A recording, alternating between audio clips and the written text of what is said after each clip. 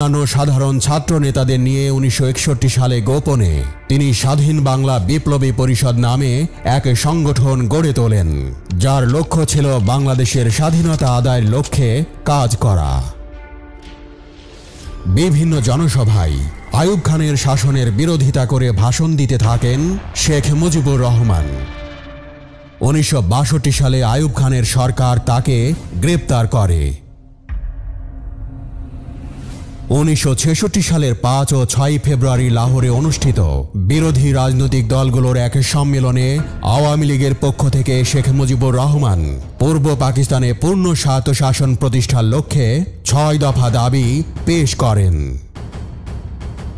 1966 সালের ফেব্রুয়ারি মাসে লাহোরে পাকিস্তানের সবগুলো রাজনৈতিক দলের একটা কনফারেন্স হয়, আর সেই সভাতে শেখ মুজিবুর রহমান তার ঐতিহাসিক 6 দফা দাবি ঘোষণা করলেন।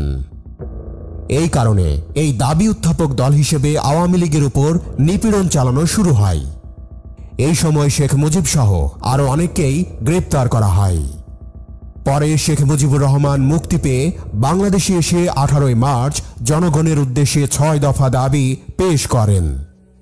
এই সময় শেখ মুজিবুর রহমানের নেতৃত্বাধীন আওয়ামী লীগের পক্ষ থেকে পূর্ব পাকিস্তানে স্বায়ত্তশাসনের তীব্র দাবি উত্থাপিত হয়।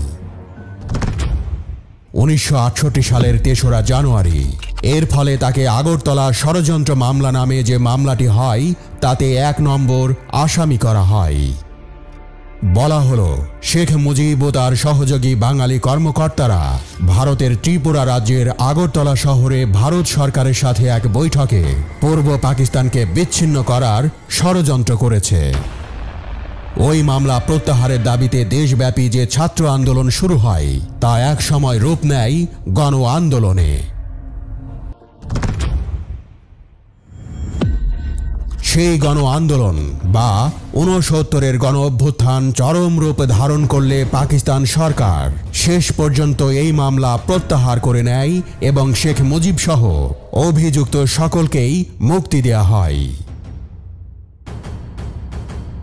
1969 সালের 23 ফেব্রুয়ারি রেসকোর্স ময়দানে এক বিশাল জনসভায় কেন্দ্রীয় ছাত্র সংগ্রাম পরিষদের উদ্যোগে শেখ মুজিবুর রহমানকে বঙ্গবন্ধু উপাধি দেয়া হয়েছিল। 1969 সালের 10 মার্চ বিরোধী দলগুলোর সাথে রাজনৈতিক আলোচনার জন্য রাওয়ালপিন্ডিতে আইয়ুব খান গোল টেবিল বৈঠকের আয়োজন করেন।